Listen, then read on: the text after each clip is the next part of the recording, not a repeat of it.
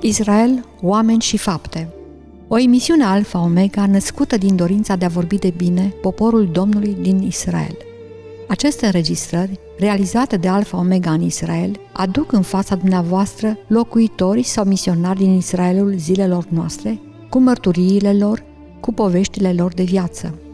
Oameni care trăiesc într-o țară cum nu este alta pe pământ, țara aleasă de Dumnezeu pentru poporul său, Israel.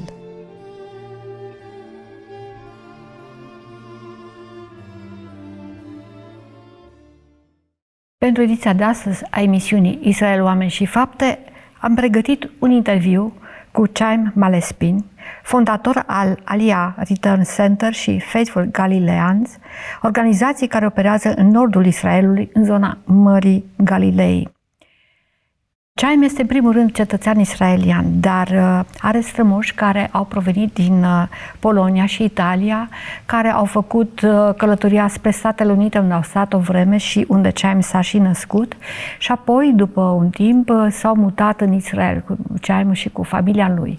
Este tată a 3 copii și este un realizator de emisiuni de televiziune pe care le-a urmărit și pe Alfa Omega din seria Reconcilierea. Chaim vrea foarte mult să prezinte viața reală a evreilor de acolo și suntem bucuroși că am avut ocazia să-l întâlnim, să-l cunoaștem și să primim aceste producții pe care el le face de o vreme din Israel. Chaim este, în momentul în care am realizat acest interviu, cetățean israelian, dar era și înrolat în armata Israelului, în IDF, așadar a fost prezent la acea întâlnire de rugăciune unde l-am reîntâlnit pe Chaim și am realizat acest interviu. A fost, cum spuneam, în ținută civilă, dar fiind în permisie pe perioadă scurtă de timp, era și cu armamentul din dotare, pentru că așa avea obligația să fie. Deci, haideți să-l urmărim pe Chaim cu povestea lui de viață. Shalom, it is so good to be here in Jerusalem with you. I'm glad that you are here. And isn't Jerusalem beautiful? Sometimes in the news, it looks like Israel's only on fire or only at war. We are at war. I'm a soldier and I had a few days here to just recharge, to refresh. I know, you know that I also run a few charities, not just the faithfulgalileans.com charity, but also the Aliyah returncenter.com charity. And so I'm just very glad to be able to have this time to rest, to see all the lovely volunteers and the workers, and to be able to come from the front lines where we have to defend our homes. There are wolves that are attacking the sheep, you know, the Hamas and the Islamic Jihad terror groups. And if it happened in your country, you also would send your best to go defend the home.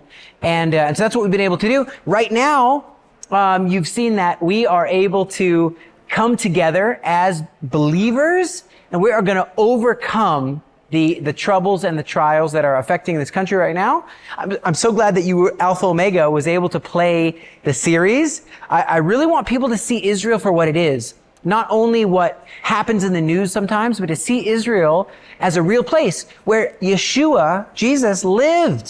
You know, where he did his miracles, 29 out of 34 miracles, that's 83% of the miracles were done in the Galilee part.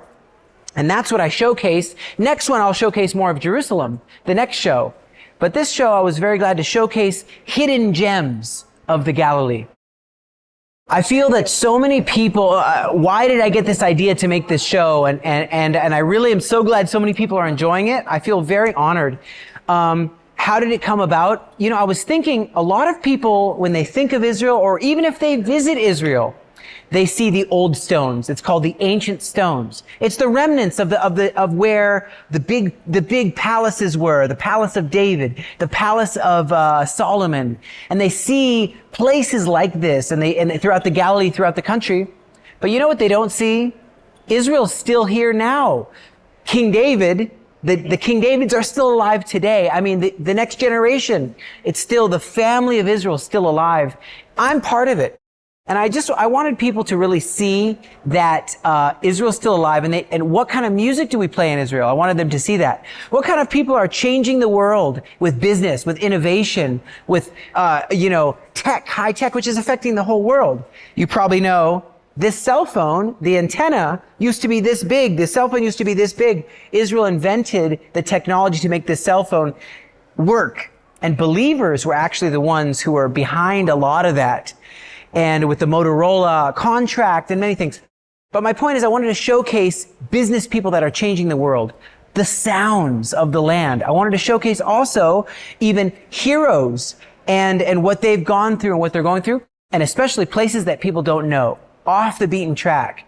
Because tour bus, it goes on what I call the beaten track. It's the regular track. They go here, they eat their food, they go home. They never meet the people. They never meet they just meet one person, their tour guide, and they say, my tour guide is the best tour guide. Maybe he is, maybe he isn't. Fine.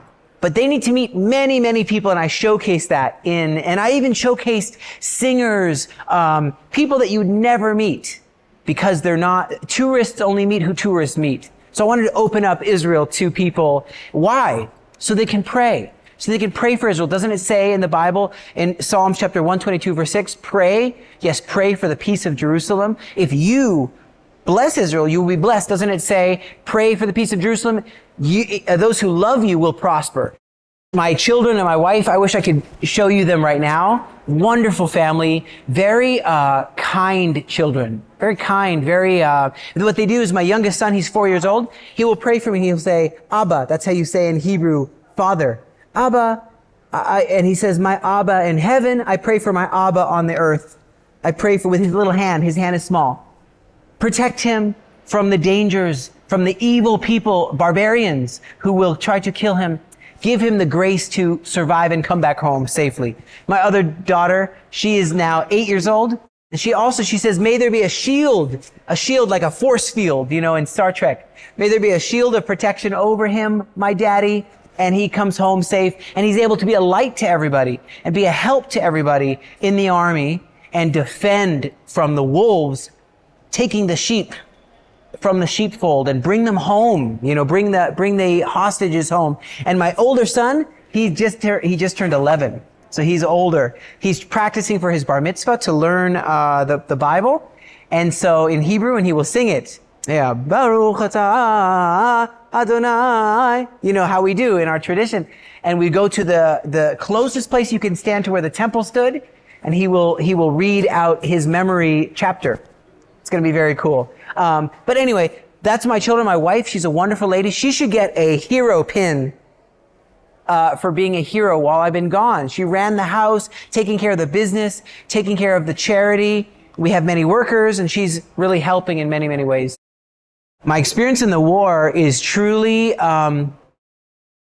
it's hard to imagine what, at the very beginning when they came, thousands and thousands, and I know some people have seen a bit of footage, a little bit, that's only a little bit of footage of what happened.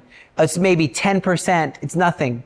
There's so much worse things in this one video that's shown. I don't want you to see it, but I was there physically.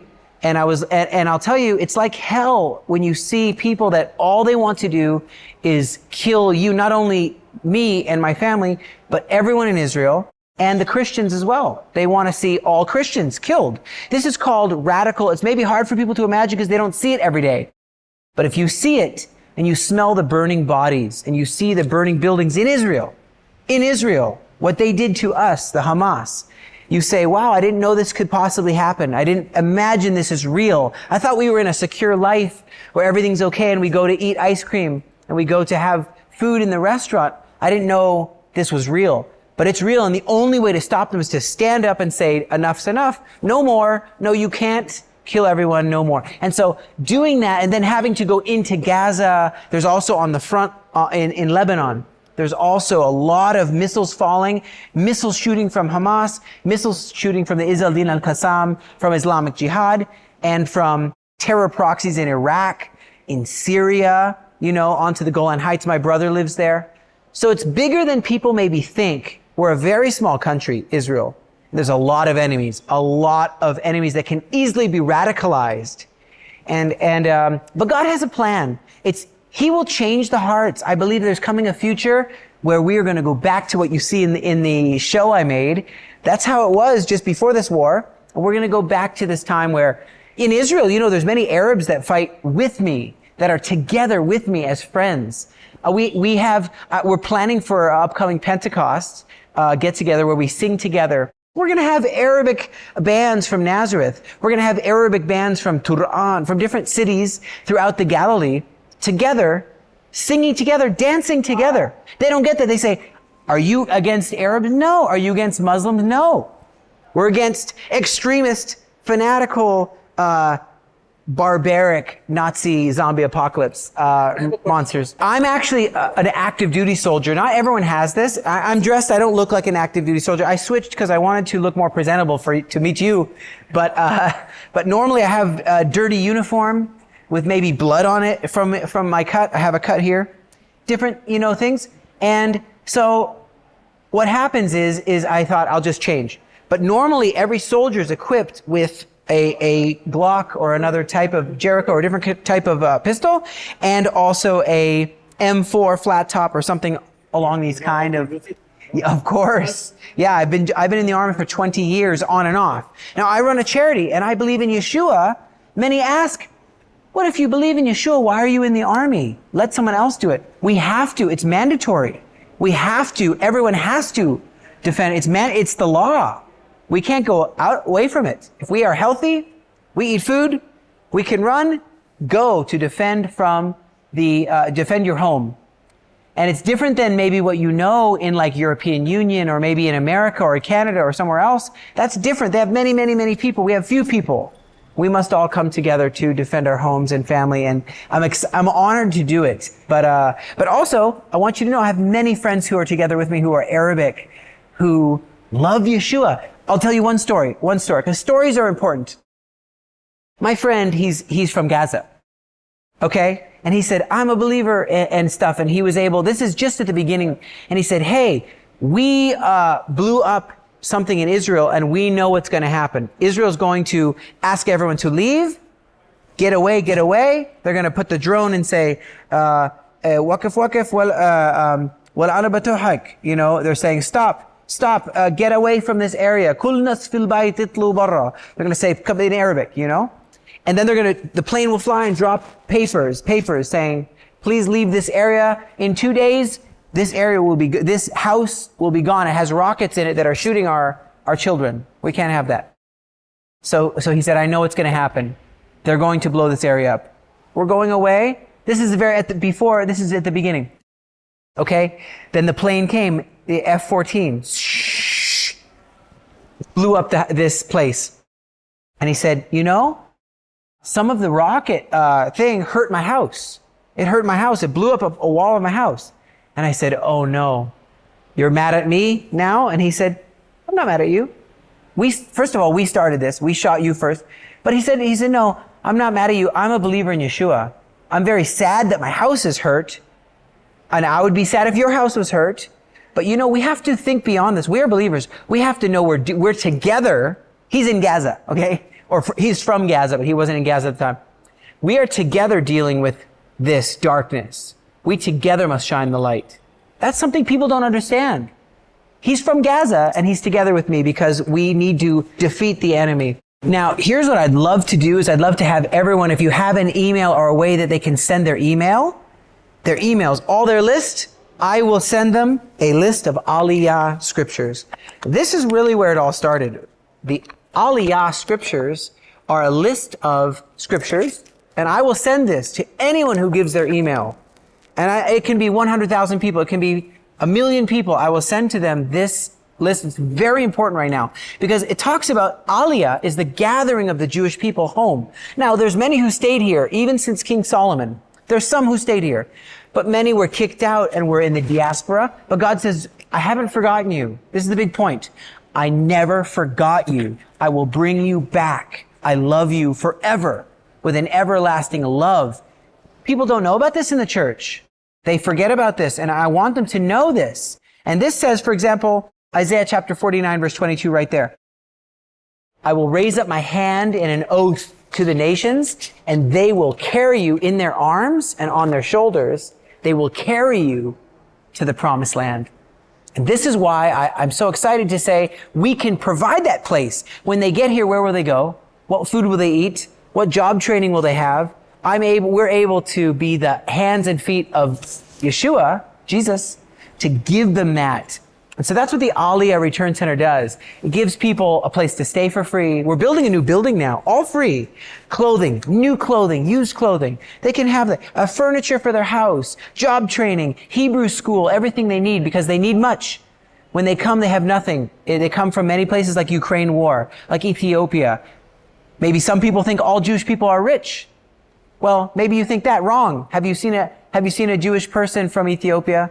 They are also Jewish, dark skin. They come here, they have nothing. There's people coming from Brazil even, poor huts. Who's going to help them if not the believers? Because this is the very place where Yeshua will live. We're preparing the way. We're making the way ready for the Lord. And this is not a show. We're telling this, but this is something real. This is something tangible. You can come volunteer. I don't care if 100,000 people fill out a form. FaithfulGalileans.com, like Peter, James, John, and we want people to come and serve with us, pray with us, stay with us. There's a verse in Isaiah chapter 9. Everything we do is based on the prophecy. That's why I show these prophetic words. There's a prophecy in Isaiah chapter 9 that says, this land of Zebulun and Naphtali, chapter 9, verse 1 and 2, that sat in darkness, unto it a great light shines. In the future, I will honor the Galilee of the nations. That's a very important line, the Galilee of the nations. And you saw the name of the show, Galilee of the nations. There's going to be a great reconciliation. And it says there, along the way of the Sea of Galilee, along the shores of the sea, and along the Jordan River. That's where we exist. That's where our charity is. And we said, wow, we looked in Jerusalem, by the way, at first. We thought maybe we will do it in Jerusalem. But we realized also another thing. The poorest of the poorest people that need the most help are in the Galilee or in the desert. But in Jerusalem, there's a lot of help. There's a lot of stores. There's a lot of restaurants. There's a lot of things. We're in Jerusalem right now. There's some very nice places. But you go to the Galilee and it needs more help. It needs more love. I know there's many people who say, like the disciples, like the Galileans, can I serve on your right hand and on your left hand? Can I be ruling with you? And they said, it's not the right thing to ask. You know, it's better to say, who can be a servant? Come and serve like Yeshua. He put a towel, he came to serve. And that's what we do. We want to give them of our very best clothes, food, shelter. There's a soup kitchen to volunteer at. There's a new discipleship school that we're opening. Come check out the discipleship school. And why don't you do a shift? I think that prayer and worship really affects the atmosphere. If you come and worship for 2 hours, pray with us, and take that time, 2 hours. Could you not watch with me for an hour? Yeshua said, can you not watch for 2 hours? Come to the prayer house in the Galilee. You'll also visit Jerusalem. We're also here too. But our focus is on the poorest area. There is a story of Aliyah, which is someone who wasn't born in Israel, but fulfilled this mandate, this promise of the promised land. 700 scriptures. How many scriptures? 700 scriptures talk in the Bible about the return of the Jewish people. The one I'm talking about is a 64 small grouping of scriptures which talk about the return of the Jewish people to the promised land. That's what we were singing and reading. Have you ever heard this song, then the redeemed of the Lord shall return and come with singing into Zion? It's a song, and it's talking about Aliyah, of the Jewish people. Many people forget that that is what it's talking about. That's the plan, is that they will return to Zion and everlasting joy will be on our heads. And so that is what we were singing as a young boy. My dad said, we must move to Israel. God has said it.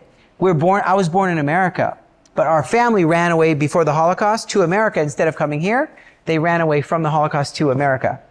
Then from America, they said, we must come to Israel. We were asking, when is the right timing? When do we come to Israel? So we were asking God, when do we go? Looking for a sign. I thought I would do like Gideon and take sheep's wool and put it outside. If it's wet, everything else is dry. Time to go to Israel. But my dad says, you know what?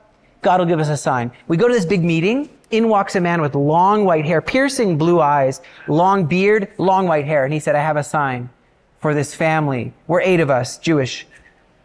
I want to pay your way to Israel and come to the front. So we come to the front. My dad's a little scared. What's he doing? He puts gold in my dad's hands, gold coins in my dad's hands. He says, this is Aliyah gold, like Cyrus, like the Egyptians gave. This is actually, I'm going to be bold and say, this is actually the role of the Gentiles, to help Aliyah, help the Jewish people come home from anti-Semitism. I'll be bold and say, they can give gold. It says it actually in the prophecy in Isaiah 60. It says their gold and silver will come. We've received over $2 million, well over $2 million worth of gold, which we've then converted to rings, and we give it to Holocaust survivors, We also use it for cash to help the Jewish people in our many locations in Israel. So that's our story, how we got here.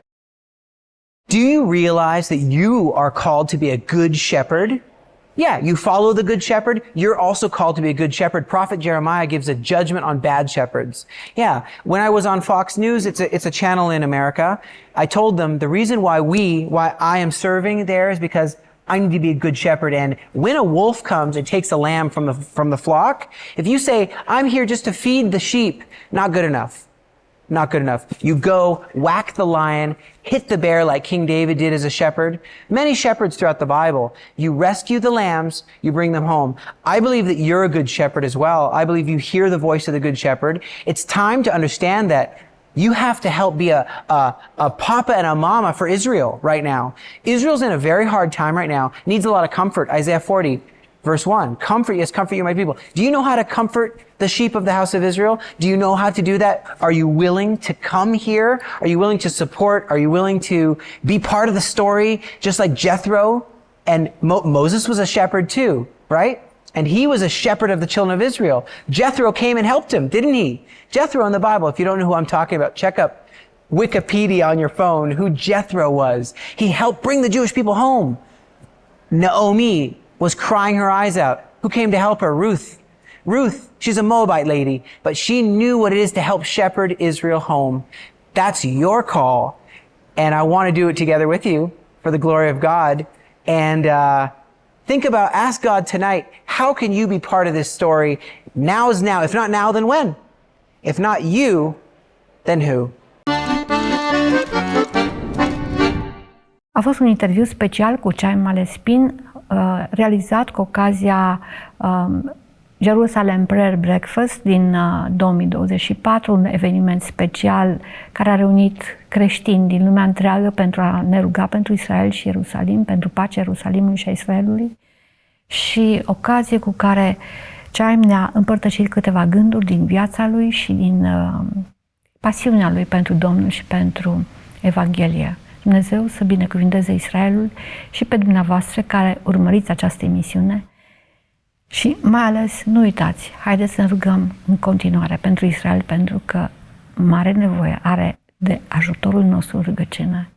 Dumnezeu să vă binecuvânteze!